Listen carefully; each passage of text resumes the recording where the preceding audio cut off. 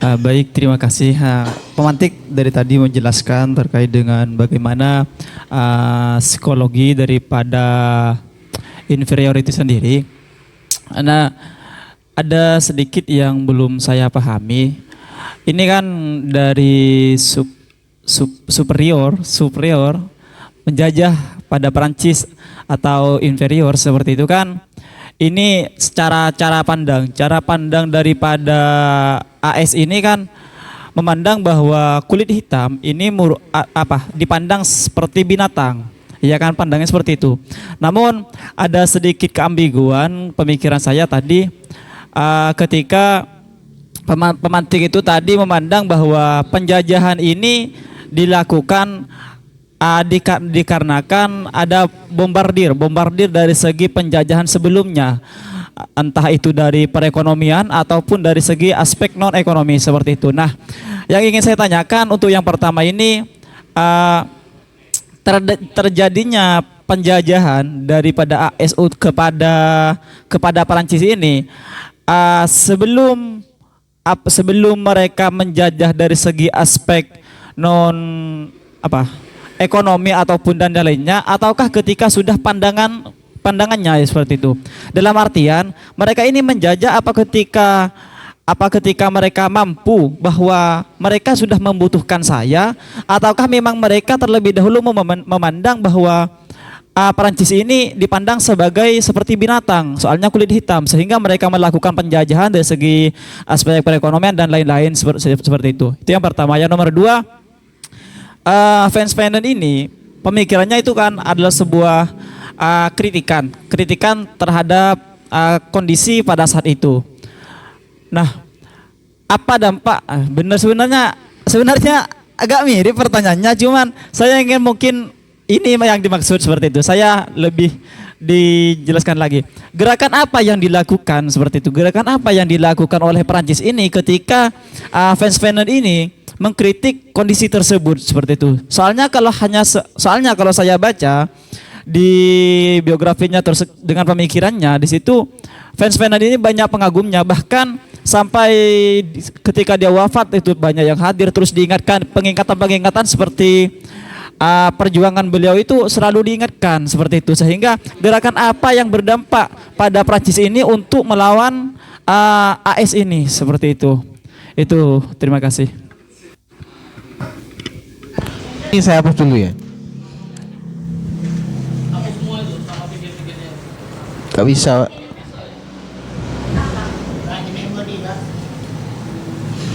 Nah, menarik.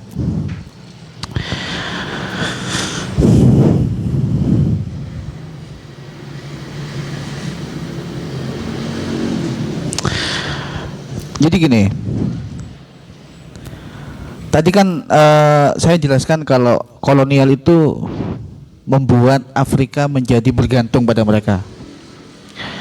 Saya tadi menyebutkan dari aspek ekonomi. Nah, itu sebenarnya ada kaitannya kalau ditarik lebih luas lagi, ada kaitannya sama revolusi industri. Ya, jadi begini. Tadi saya jelaskan sedikit soal corak kolonial itu ada dua macam, ya kan? Tapi yang sama itu ekstraktif.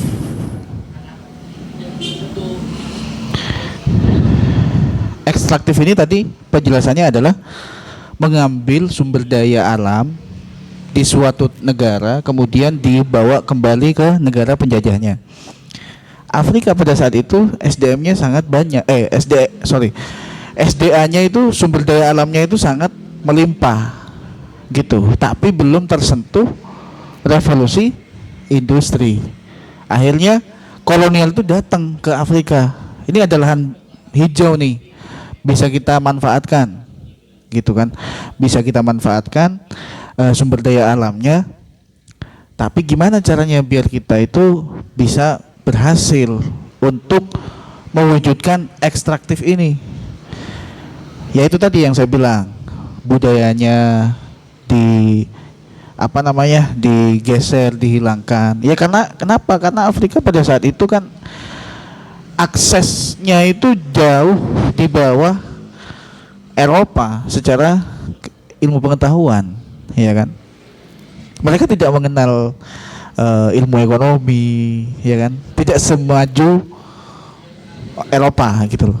Jadi dikeruk lah istilahnya, dikeruk semua SDM dan SDA-nya, baru nanti dibikin butuh, dibikin butuh gitu.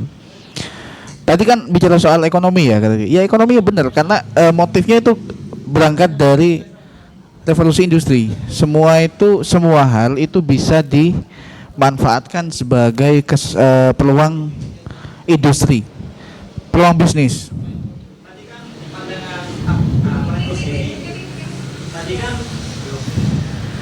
Tadi kan pandangan Prancis pada Afrika itu dianggapannya seperti binatang. Kalau bahwa kulit hitam itu seperti binatang, seperti itu.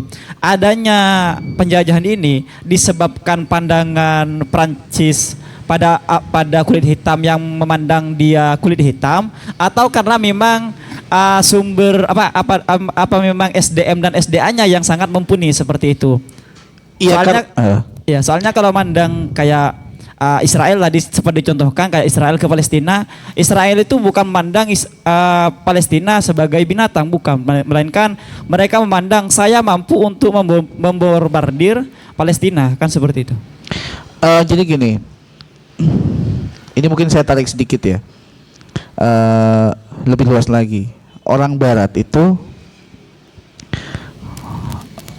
melihat orang Timur itu orang yang sangat tidak rasional. Bagi mereka, sesuatu yang tidak rasional itu tidak bisa dibenarkan.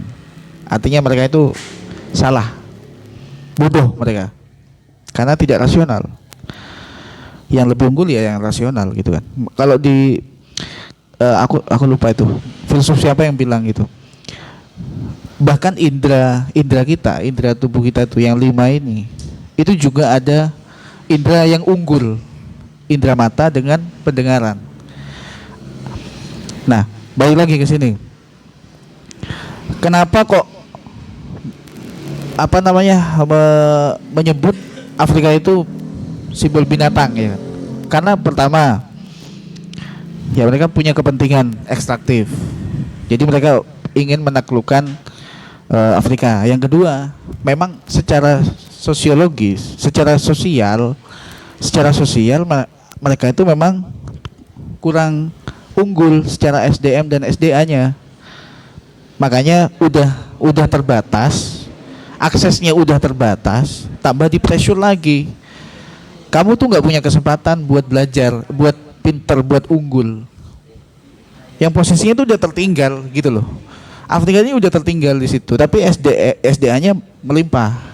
Cuma dia nggak tahu gimana caranya mengelola itu. Makanya tambah di pressure lagi sama Prancis. Bukan cuman dikelola SDA-nya, tapi juga dihancurkan. Identitasnya dihancurkan. Ibaratnya gini loh. Kalau di kelas ya, biasanya tuh ada tuh orang yang di kelas tuh dia udah salah jurusan, terus dia diem di kelas. Nah itu terus dibully sama temennya. Kamu itu goblok gitu ya, misalkan. Kamu tuh nggak tahu, bodoh gitu kan. Nah padahal dia tuh udah ngerasa tertinggal dari teman-temannya, masih di pressure kayak gitu. Sama kayak di sini juga, Afrika itu tertinggal secara SDA dan secara SDM, tambah di pressure sama narasi seperti itu, simbol-simbol bahwa mereka itu binatang karena kulit hitam. Ya itu sebenarnya kalau kata Erich Fromm itu ya sama juga, ada istilahnya agresi rasisme itu ada gitu. Kebencian itu kadang-kadang tidak lahir dari sesuatu yang eksternal, tapi juga internal. Salah satunya adalah melihat sesuatu yang berbeda dari kita. Ibaratnya kan orang kulit putih, data-datanya kan ya idealnya ya orang ya kulit putih lah, kok ada kulit hitam sih gitu. Berarti kalau kulit hitam ini berarti bukan nggak normal istilahnya gitu.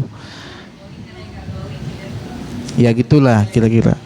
Gimana? Menjawab gak kira-kira tadi motifnya? Tuh. Terus yang nomor 2 tadi bicara soal dampaknya ya. Tapi gerakan. Ya.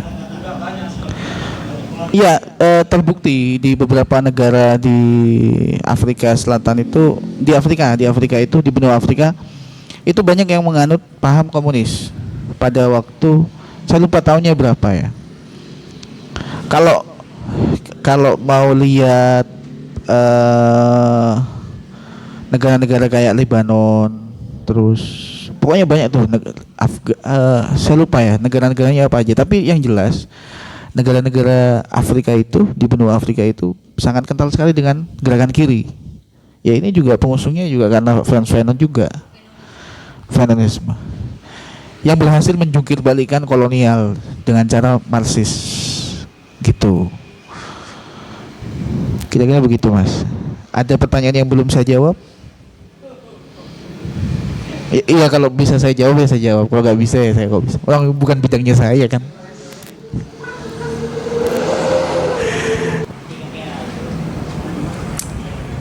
Saya akan memulai pembahasan Frantz Fanon ini melalui dasar terlebih dahulu ya, agar kita sama-sama bisa punya pandangan. Saya sempat membaca tentang Frantz Fanon. Ternyata akar masalahnya itu memang sebenarnya selain kolonialisme, itu adalah bagaimana dunia hari ini itu mendefinisikan konsep manusia secara ontologis ataupun humanisme ya. Maka dari itu yang kemudian orang-orang ilmuwan menganggap Frantz Fanon ini adalah selain seorang filsuf, psikiater, tapi juga seorang humanis radikal. Karena kenapa? Karena Frantz Fanon ini sangat menolak definisi humanisme yang selama ini digaungkan oleh Barat, dalam bagaimana Barat itu menciptakan oposisi biner. Itu khas Barat ya, oposisi biner antara superioritas dan inferioritas. Ini adalah salah satu muara menurut saya, muara utama selain kolonialisme ya. Jadi memang kalau kita memahami Frantz Fanon itu kita memang harus memahami bahwasanya terdapat dualitas antara superioritas dan inferioritas tadi. Nah, tapi kemudian ketika kita mencoba menyandingkan antara Frantz Fanon dengan beberapa kajian dalam psikoanalisis, saya masih ambivalen. Dalam artian ambivalen di sini, menurut para ilmuwan, Fanon ini adalah Freudian. Tapi di sisi lain Fanon juga ada berseberangan dengan psikoanalisis. Kalau yang tak kaji ya secara pribadi itu, misalnya dalam bagaimana mereka belum bisa bertemu dalam konsep ketidaksadaran atau alam bawah sadar. Di mana letak ketidaktemuannya? Ketika Freud atau beberapa kawan-kawan psikoanalisis lain, Jung, Adler, itu sama-sama sepakat bahwasanya neurosis atau gangguan psikologi itu banyak dipengaruhi oleh bagaimana ketidaksadaran pengalaman masa lalu. Ini yang paling menentukan. Itu dalam psikoanalisis itu penting, urgennya di situ ya. Nah, tapi di sisi lain Fanon itu jika kita sandingkan dengan konsep ketidaksadaran seperti ini, saya rasa tidak cocok. Ketidakcocokannya di mana? Jadi jika memang harus sepakat dengan hal itu, sama aja Fanon ini bunuh diri. Bunuh diri dalam artian orang Barat, oke lah, orang Barat bisa cocok dengan asumsi psikoanalisis tersebut. Tapi bagi orang Timur, neurosis atau gangguan psikologis, psikis manusia Timur itu bukan dipengaruhi oleh pengalaman masa lalu, tapi konstruksi sosial budaya. Ini yang saya temukan loh, kok ada sedikit ini ya, ada garis yang celah gitu ya antara keduanya.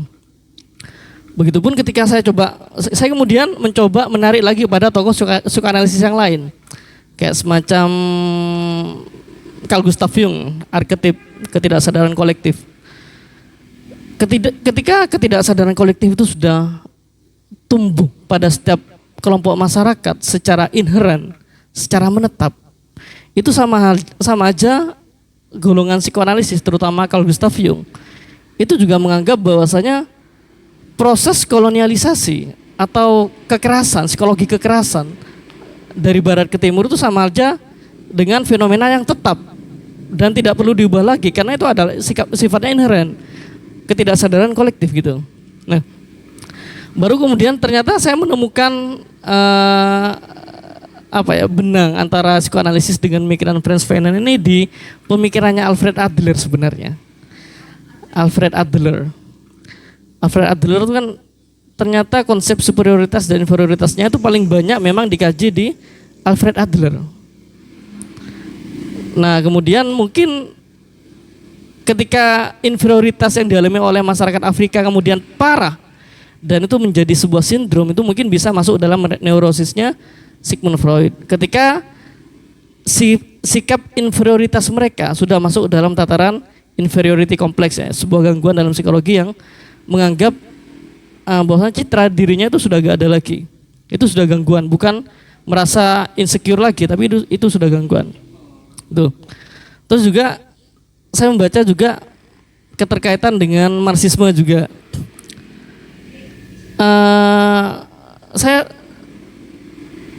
Saya bingung, apakah Frans Fanon ini adalah seorang komunis atau bukan?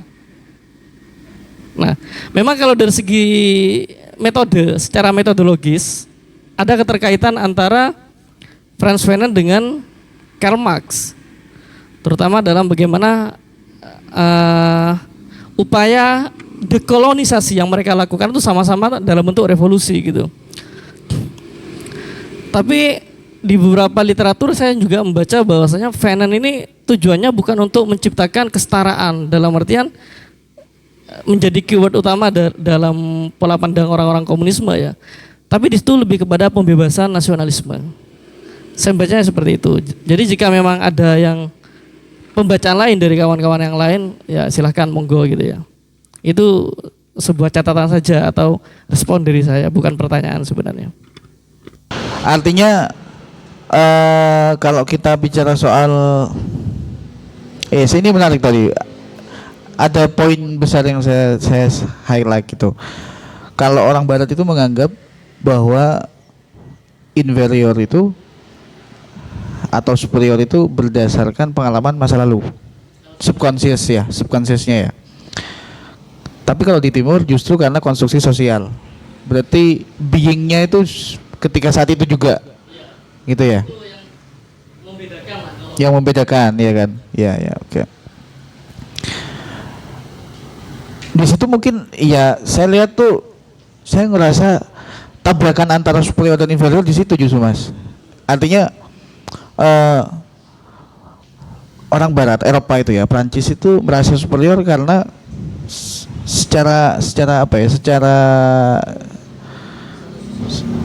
secara kronologis dari dulu itu memang sudah tercetak seperti itu.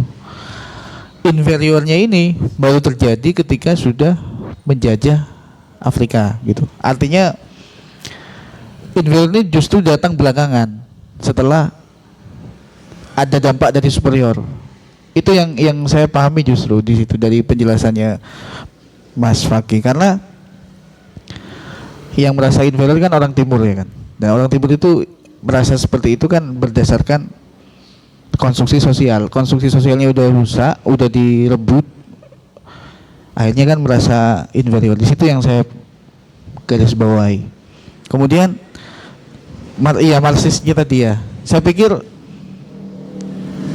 memang garis besar pemikirannya Fanon ini radikal. Saya tadi lupa untuk menjelaskan bahwa keinginan Fanon itu ingin gimana caranya Afrika ini merdeka, jadi nasional merdeka. Tidak jauh, tidak lantas menjadikan dia negara komunis, tidak. Cuman data yang saya kumpulkan itu di negara-negara di Afrika itu ya memang kebanyakan sistemnya itu sistem negara komunis pada waktu ini 1800 akhir 1900 ya kurang lebih gitu 1900-an pertengahan itu iya kayak itu sistem komunis udah menjamur gitu loh.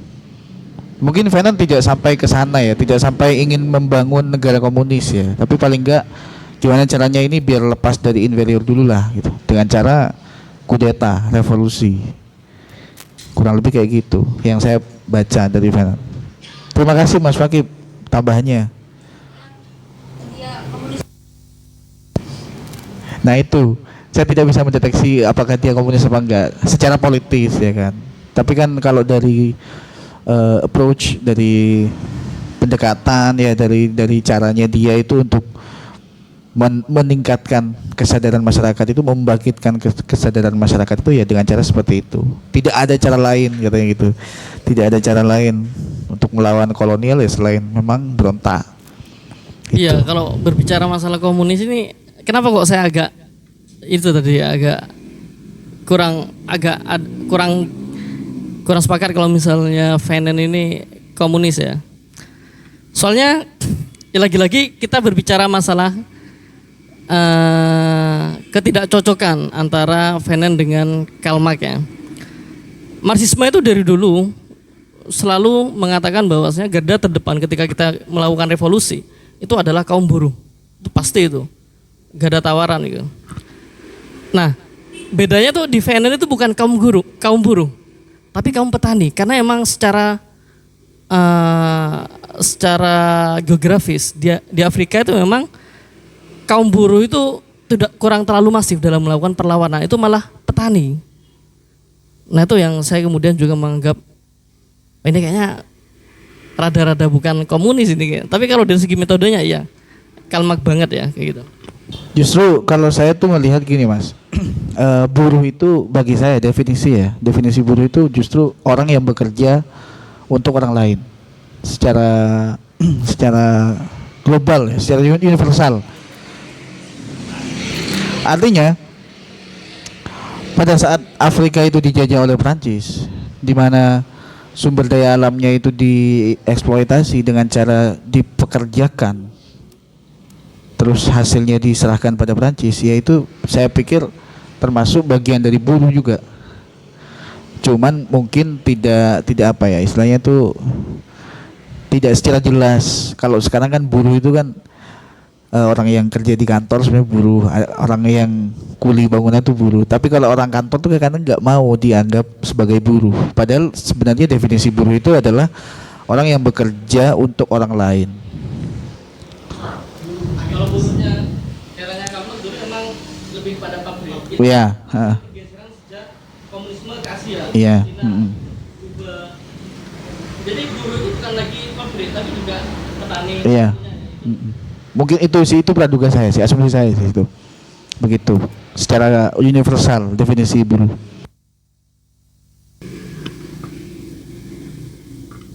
Betul. Soalnya ini ada juga kaitannya dengan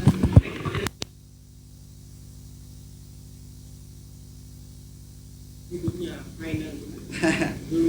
Final chapter.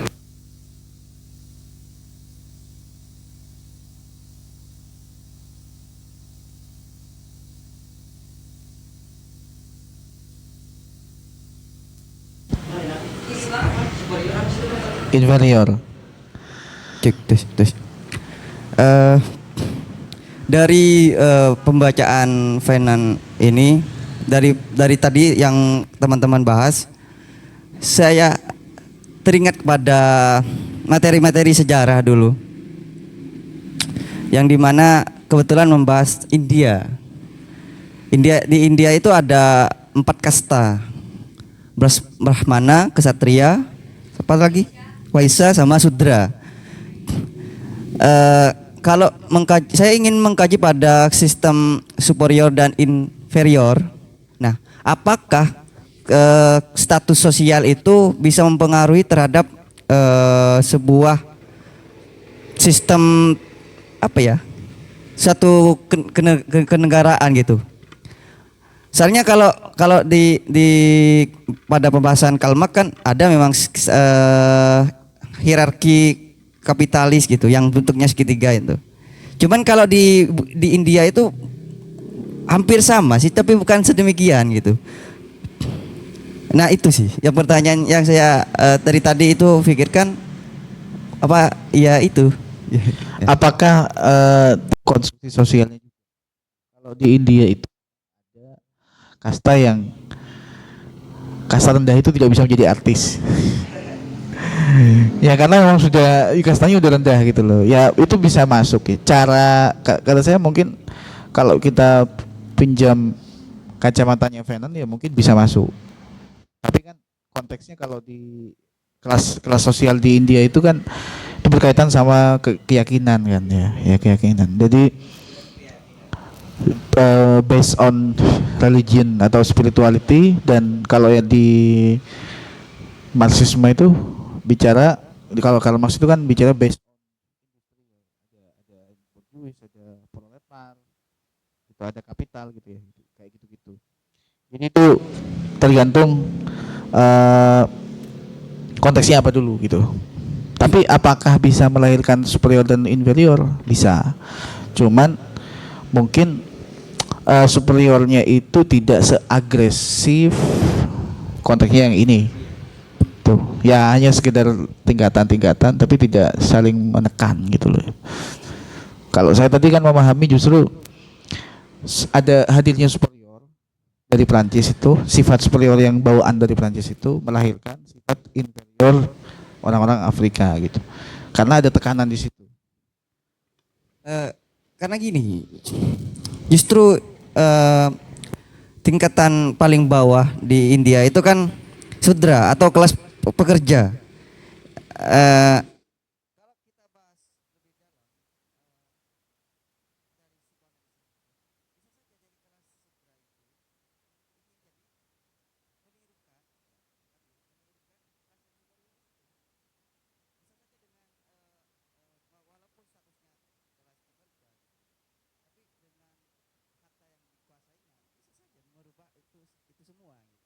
Entah jadi saudagar kaya gitu. Ya itu sih. Cuman memang nggak masuk sih pada pembahasan kali ini. Cuman kok kayak teringat kepada situ gitu saya.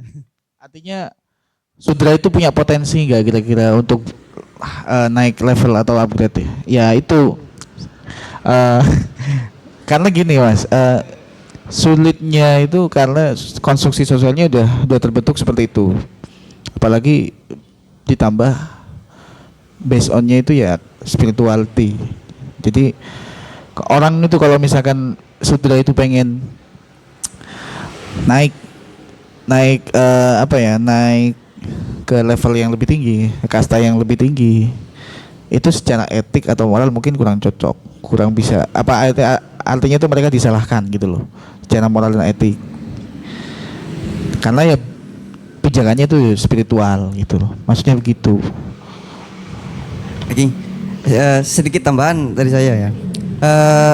Saya dulu pernah baca The Pluralism Project yang membahas tentang hiruk pikuk fenomena di Amerika. Ternyata presiden sebelum Barack Obama itu George W. Bush namanya. Iya, Bush ya, Bush. Nah, intinya pada saat itu kondisi politik di Amerika justru yang menghalangi bukan status sosial, tapi dari status ya kulit hitam itu. Kan Barack Obama kan termasuk pada aliansi kulit hitam gitu. Yang banyak berkuasa sebelum masanya Barack Obama itu rasisme sangat rekat sekali di Amerika. Utamanya di pemerintahan George W. Bush itu. Yang paling tertindas itu kaum kulit hitam memang. Justru kehadiran Obama justru menjadi angin segar kepada kaum golongan kulit ya inferior kulit hitam yang bisa menjadi pemangku pemerintah ya gitu. Ya itu tambahan saja sih. Iya. Jadi saya sempat berpikir, sempat bertanya-tanya gitu ya. Tadi juga disinggung beberapa oleh Kak Faki juga. Jadi saya tambah bingung juga. Jadi saya makin banyak pertanyaan yang sebenarnya ada keterkaitan juga dan dibantu juga dijelaskan dari beberapa ribet banget statement dari teman-teman. Sorry, belibet ya. Pertama nih, ketika bicara tentang ada dua hal yang ketika pemantik mengatakan bahwa sebenarnya pada saat itu Fanon mengkritik orang-orang kulit hitam di Afrika karena dia pansos, dia menggunakan cara-cara yang individualistik ya untuk mendapatkan privilege orang kulit putih ya. Yang saya kesadaran. Tadi disinggung tentang adanya bagaimana seorang atau tadi ada dua pengalaman dari barat itu pengalaman masa lalu, sedangkan di timur itu cenderung pada sosial budaya. Saya malah bertanya-tanya kenapa pada saat itu orang-orang cenderung individualistik. Apakah Fanon menyasar itu? Misalkan begini, kalau kita menyadari bahwa dalam marxisme bagaimana kaum buruh itu memiliki kesadaran atau menyadari kebutuhannya, baru kemudian dia membentuk pemberontakan gitu kan. Nah, kalau kita tarik ke belakang, kenapa orang-orang kulit hitam dia cenderung menggunakan cara-cara personal atau individualistik? Apakah jangan-jangan memang sejak awal paradigma berpikir mereka atau mereka tidak menjadi kebutuhan itu? Yang pertama itu. Yang kedua, kalau saya menarik juga tentang bagaimana Marxis juga mengomentari adanya upaya-upaya kita meromantisasi hal-hal yang membuat orang-orang itu tidak mau memberontak gitu. Saya penasaran dengan Afrika Selatan. Apakah ada keterlibatan pengaruh-pengaruh yang lain yang menina-bobokkan mereka sehingga mereka tidak mau secara kolektif memberontak gitu. Apakah Fanon menyadari itu? Maksudnya kalau kita bicara tentang tadi kan kita ranah super ego aja. Kita semakin ke belakang ke kebutuhan. Mereka tidak menyadari kebutuhan. Kenapa mereka tidak menyadari itu? Jangan-jangan karena konstruk berpikir mereka, apakah ada keterlibatan agama, apakah ada keterlibatan apapun di situ. Padahal tadi menyinggung tentang petani gitu kan. Yang kalau nggak salah, yang gara-gara petani juga nggak sih Kak? Yang komunisme itu juga nggak berhasil di Cina. Yang siapa tuh? Nggak tahu lah, saya lupa. Iya. Itu kan orang-orang petani, maksudnya petani itu tidak cocok untuk pemberontakan karena petani konsepnya saya rasa berbeda dengan kaum buruh. Gitu kan, makan dan juga dampaknya juga akan berbeda. Bagaimana pemberontakan itu akan berjalan. Yang kedua, tadi menyinggung tentang dualisme superior dan inferior. Tadi ada dua kasus setidaknya. Yang pertama tentang Afrika dan Perancis, yang kedua tentang Palestina dan Israel gitu ya. Kalau yang pertama tadi pemantik menyinggung bahwa ini karena barometernya adalah mereka ketertindasan struktural, baik karena rasis, karena kapitalis ekonomi dan lain sebagainya. Dan itu karena krisis identitas, sebut saja begitu.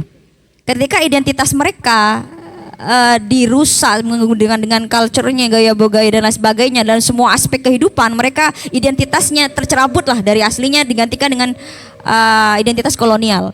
Cuman kemudian saya berpikir, bukankah kemudian berbeda kalau kita bawa ke Israel dan Palestina gitu kan? Bukankah kemudian krisis identitas itu atau yang membutuhkan eksistensi itu Israel gitu? Krisisnya apa barometer sebenarnya dia menggunakan dualisme itu, superior dan inferiornya itu? Karena dua kasus itu dua-duanya berbeda. Lalu saya penasaran, dia disinggung tentang eksistensi kan, eksistensi bagaimana seseorang itu membutuhkan, sebut saja misalnya pengakuan. Bukankah dulu justru yang superior yang kita anggap punya power, Israel, itu yang membutuhkan eksistensi gitu kan? Maka paradigma kolonialisme juga akan berbeda. Lalu bagaimana dia menggunakan variabel itu dalam memetakan antara superior dan inferior? Sementara itu sih. Ya, etik gerakan individualistik. Ya. Karena begini, ketika suatu masyarakat ya, sosial itu disisipi oleh kolonialisme, maka hal yang dilakukan itu bukan hanya merusak identitas, melainkan mengasingkan atau mengaleniasi masyarakat Afrika. Ini konteksnya yang Afrika Selatan sama Prancis ya. Sehingga mereka nggak tahu mereka harus ngapain.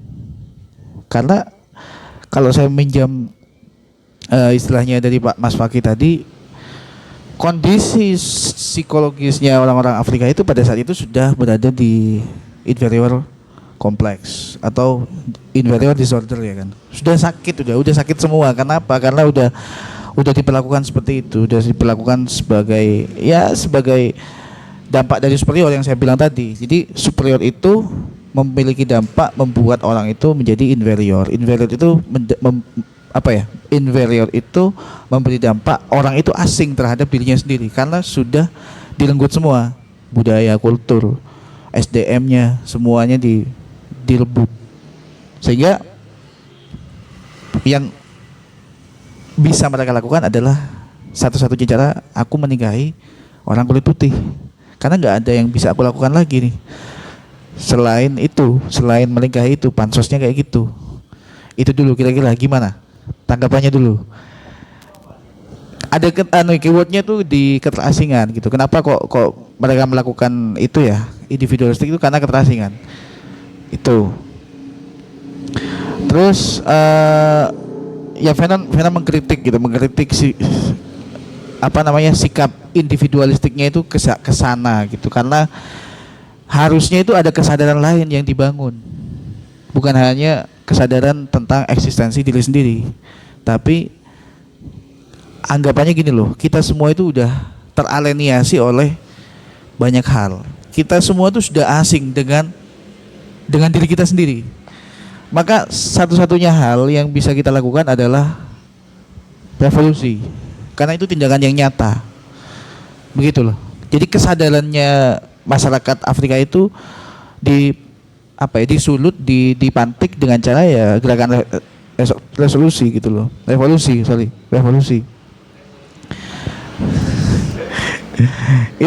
Jadi itu bicara soal kesadaran ya. Ada keterasingan, kemudian gimana caranya orang itu biar nggak asing, biar dia itu sadar kalau dia itu dieksploitasi ya dengan cara revolusi. Ada tindakan dulu, nanti belakang-belakangnya nanti yang penting udah ada tindakan dulu, tindakan melawan untuk memangkas atau memotong sifat superior itu tadi dan sifat inferior itu. Ini udah posisinya udah sakit, ini udah sakit inferior. Itu. Terus yang kedua tadi bicara soal apa ya tadi ya? Dualita. Oke. Ya, jadi ya gini. Saya tuh membaca Fanon itu sama juga melihat corak. Orang itu kalau dibully, maka dia akan potensinya menjadi pembuli. Begitu juga kalau kita bicara soal Israel. Dulu kan Israel juga kena genosida kan. Iya kan. Nah, mereka juga akan melakukan hal yang sama terhadap Palestina. Kalau misalkan kita, yang saya paling suka karena film ya. Jadi ada film namanya The Pianist. Itu film genosida itu bagus banget. Itu menjelaskan bahwa memvisualkan bahwa orang-orang Yahudi itu sangat-sangat tersiksa gitu loh, disiksa oleh Jerman. Nah, kemudian sekarang Yahudi yang punya sistem ya Zionis itu melakukan hal yang sama, melakukan genosida. Ibaratnya tuh mereka itu hasil dari korban bully. Iya, korban bully kemudian menjadi pembuli sekarang. Ibaratnya kayak gitu. Korban genosida menjadi tukang genosida gitu. Berarti kan seharusnya yang inferior ini yang Israel gitu ya? Karena dia yang kekurangan identitas itu. Iya, betul. Gitu. Jadi dia inferior, kemudian supaya dia tidak terjebak pada inferior.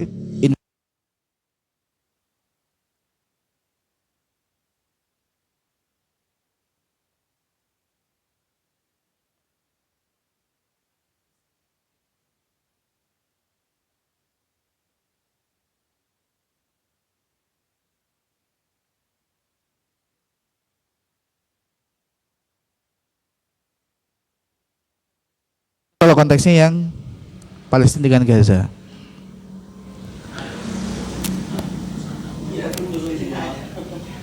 Itu yang tadi yang terakhir apa pertanyaannya? Oh, yang Kamburu itu tah?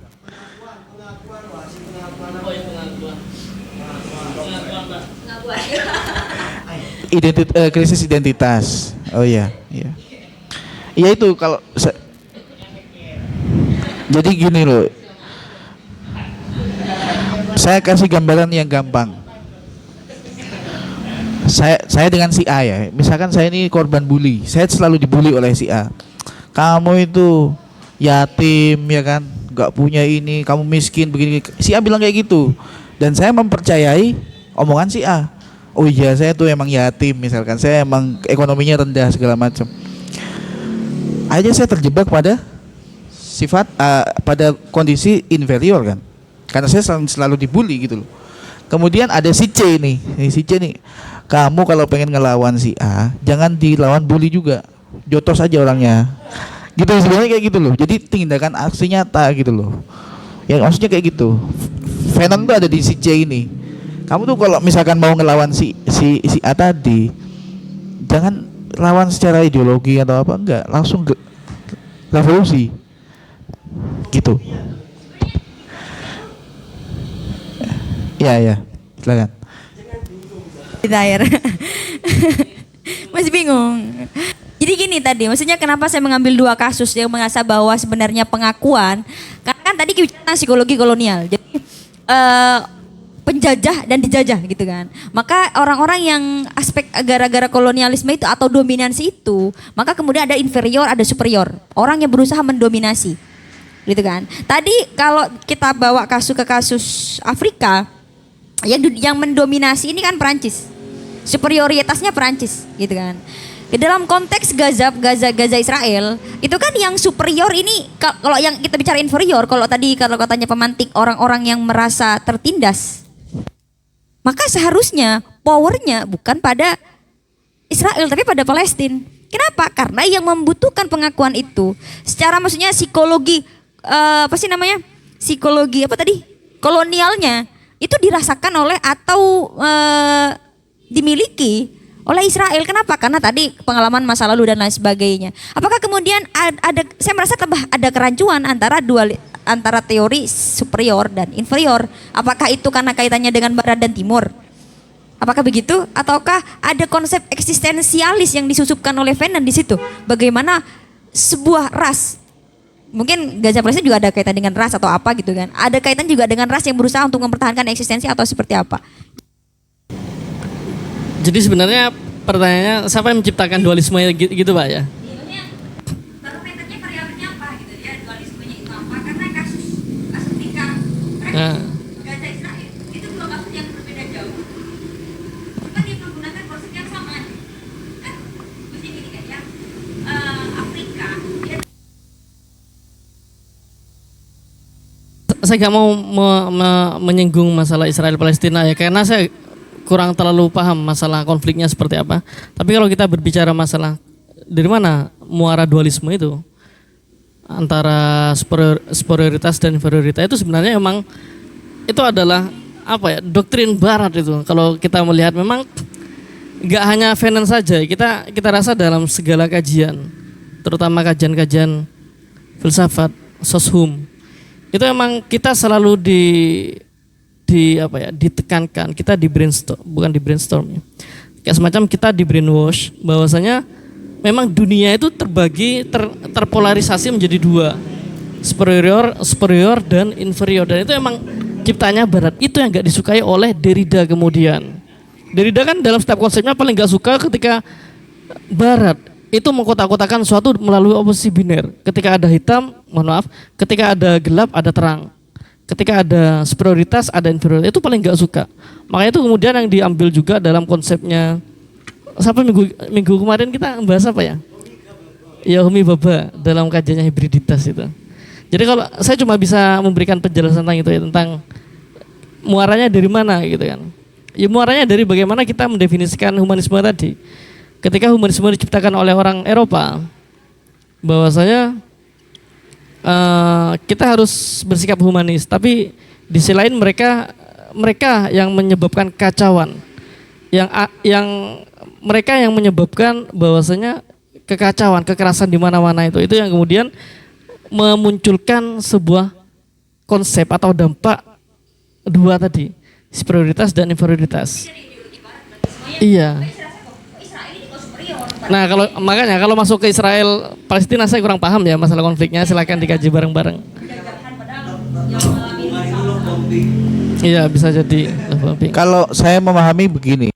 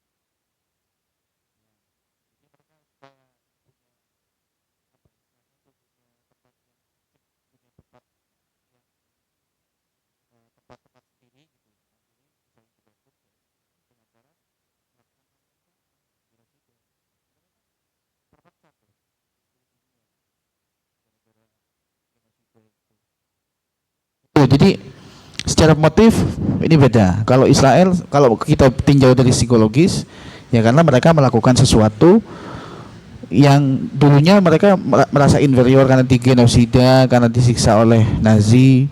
Kemudian mereka sekarang berbalik arah, mereka menjadi merasa superior dan melakukan hal yang sama, cara yang sama. Sedangkan kalau Perancis dengan Afrika ini murni karena dampak dari revolusi industri. Ada kepentingan yang berbeda di sini. Kepentingannya Perancis terhadap Afrika menggeruk mengeruk SDA, sedangkan kalau di Israel dan Palestina ini ya murni ingin pembasmian masyarakat gitu, pembasmian manusia gitu loh. Kan karena posisinya kan Perancis kan udah punya negara sendiri, ya kan. Koloni itu kan dia pengen nambah di daerah lain, menambah kawasan teritorial di daerah lain. Sedangkan kalau Israel, kalau kita sejarahnya kan pendatang kemudian menguasai, kemudian mereka ingin menguasai 100%. Palestina itu harus kepada Israel gitu. Palestina harus dihapuskan, kan begitu kan. Artinya secara posisi itu beda gitu loh, dan motifnya pun juga beda. Saya pikir nangkepnya saya ke Fanon tadi berkaitan sama Frantz Fanon, konflik di Israel dan Palestina ini sebenarnya lanjutan dari dampak ini Perancis dan Afrika. Maksudnya secara psikologis Fanon tuh ingin menunjukkan bahwa ini loh fenomena sosial, ada superioritas dan inferioritas ternyata berbentuk lain gitu, berwajah lain. Bukan hanya sebatas penguasa dan buruh istilahnya kan gitu, tapi juga betul, tapi juga ya itu meliputi banyak hal gitu loh, berbentuknya lain juga gitu. Meskipun ya Mbak Wida tadi jelaskan variabelnya ini kok belum ketemu gitu ya, emang nggak sama memang gitu, motifnya pun juga nggak sama, posisinya pun juga nggak sama, dan kondisi psikologisnya pun juga nggak sama gitu. Ya ini lanjutan aja gitu. Ini kan buku ketiga ini yang The Wretched of the Earth itu kan. Kalau yang ini kan di Black Skin White Mask, buku yang pertama. Mungkin itu. Saya pengen mencoba ini menganalisis pribadiannya Freud tadi yang 3 ya, id, ego, superego. Iya. Id itu lebih kepada eksistensi saya rasa ya. Emang betul, saya juga sepakat dengan materi tadi. Bahwasanya memang memang kalau kita menafsirkan secara psikis, secara paradigma psikologi itu sebenarnya id lebih kepada insting hewani manusia, kepuasan lah, hubungan seks, makan, minum, semuanya yang bersifat kepuasan. Tapi kalau memang kita tarik dalam kasus seperti ini, memang saya sepakat jika misalnya id yang dimiliki oleh kawan-kawan timur, terutama Afrika, itu memang pada ekstensi. Saya juga sepakat kayak gitu. Nah, disinilah kemudian titik temu antara pemikiran Frantz Fanon yang mengadopsi dari pemikiran eksistensialismenya Jean-Paul Sartre ya. Nah, tapi lagi-lagi gini, sanggup nggak Fanon itu tetap setia dengan pemikiran Sartre, karena dalam Sartre itu juga kita juga memahami bahwasanya dalam mencapai eksistensialisme, dalam mencapai eksistensi kita akan menghadapi berbagai kutukan istilahnya atau berbagai kalau bahasa mudanya kita berbagai cobaan, problem, dan itu memang kita harus hadapi secara responsibility. Kita harus bertanggung jawab gitu. Nah, jika demikian, bukannya anggapan Sartre seperti itu juga sama-sama mengaburkan realitas sosial tentang konstruksi kolonialisme tadi? Kayak seolah-olah jika misalnya Afrika diserang oleh Barat, ya wes lah, itu harus tanggung jawab. Nah itu nggak mungkin sepakat. Saya yakin Fanon nggak mungkin sanggup di ranah itu.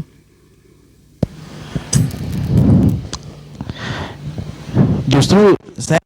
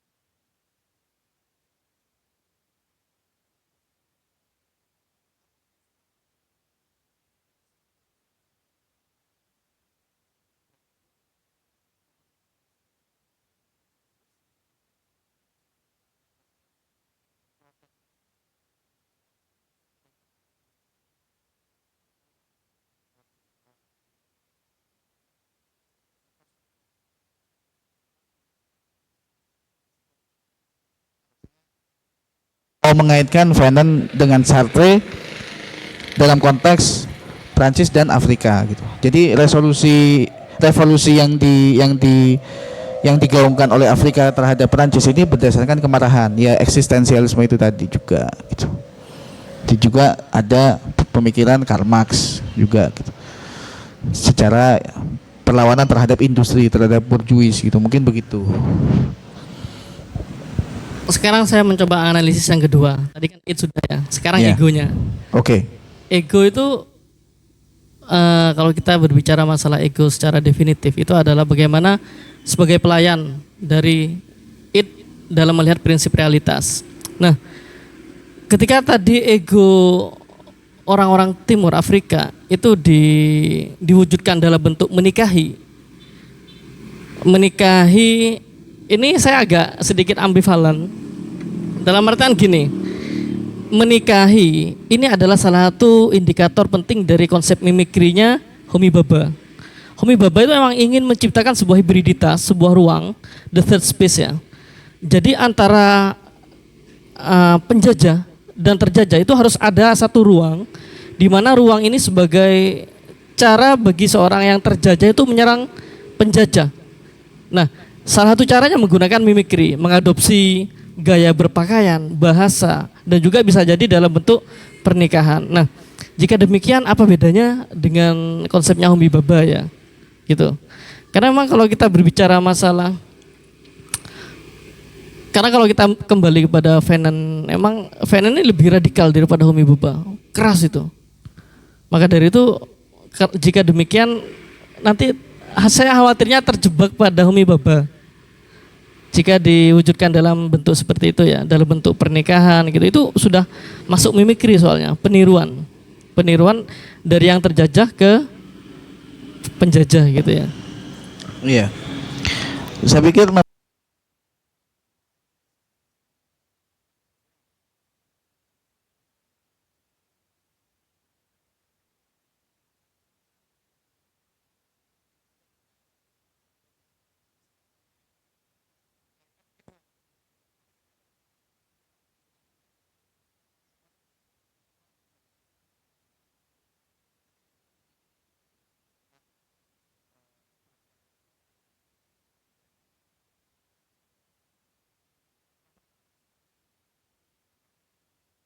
ya itu kayaknya nggak mungkin karena ya pasti ya kelas 1 gitu loh. Saya nggak bisa, masa keluarga saya tuh ada yang kelas 2 kan gitu gitu kan. Nah itu situ yang saya pahami mungkin. Tapi kalau bisa bicara soal kemiripan, bukan, kalau saya sih bukan kemiripan di teorinya, tapi lebih ke kemiripan fenomena sosialnya gitu.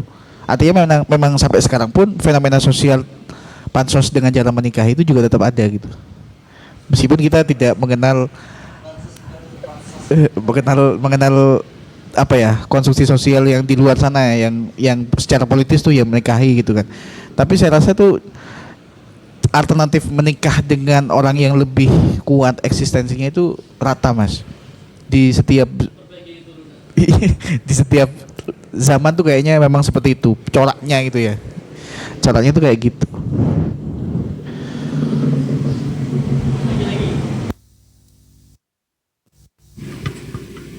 Saya juga ingin menyorot masalah kekerasan ya. Ini sangat identik sekali dengan Fanon soalnya. Eman kalau dilewati. Jadi memang titik temu juga Fanon dengan Marxisme itu adalah dalam hal kekerasan. Jadi Fanon ini mau bagaimanapun revolusi itu harus kekerasan. Karena tanpa kekerasan itu gak mungkin bisa kita melawan penjajah. Nah, ketika kita sudah memvalidasi suatu kekerasan dalam hubungan relasi sosial, saya rasa memang dampak positifnya itu adalah kita akan kembali kepada eksistensialisme tadi. Kita akan mendapatkan eksistensi kita. Tapi Fanon ini saya rasa mengabaikan sebuah fenomena atau kesadaran di mana ketika seorang sudah sekali melakukan kekerasan, itu tidak hanya selesai pada waktu itu juga. Itu bahkan bisa menjadi diterapkan dalam membentuk sebuah sistem ketika sudah berhasil nanti itu. Itu yang repotnya ya, saya rasa ya.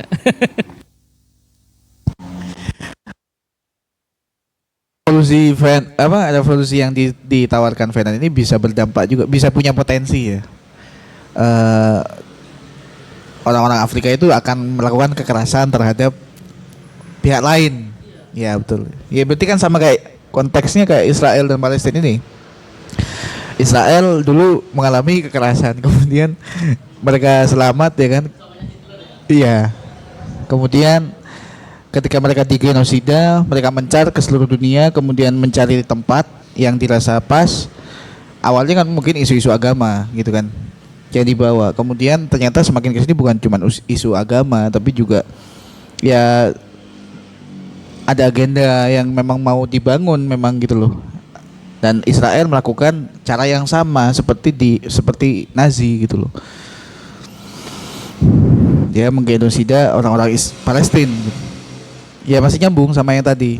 Nah cuman kalau untuk yang konteksnya yang Afrika tadi, saya kurang tahu, nggak baca dampak dari sikap revolusi orang-orang Afrika terhadap Prancis itu, dampaknya sampai sekarang gimana gitu. Apakah memang mereka itu justru menjadi superior juga gitu, menjadi koloni juga atau bagaimana?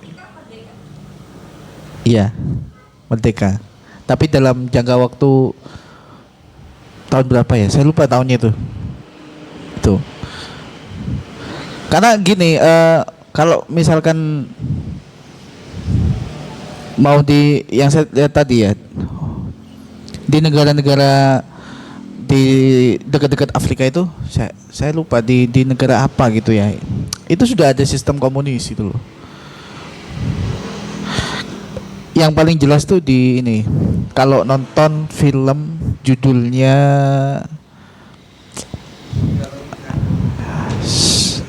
aduh lupa saya ya, dia itu real story itu, seorang reporter, seorang wartawan, dia kiri, dia yang mengalami konflik di negaranya Lebanon di situ.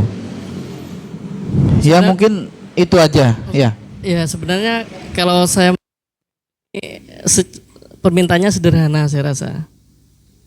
Tapi memang harus direalisasikan. Kalau nggak direalisasikan perang gitu ya. Sebenarnya sederhana. Butuh ya Fanon ini harus, dalam pandangan Fanon ini harus ada alternatif dari humanisme. Harus ada itu.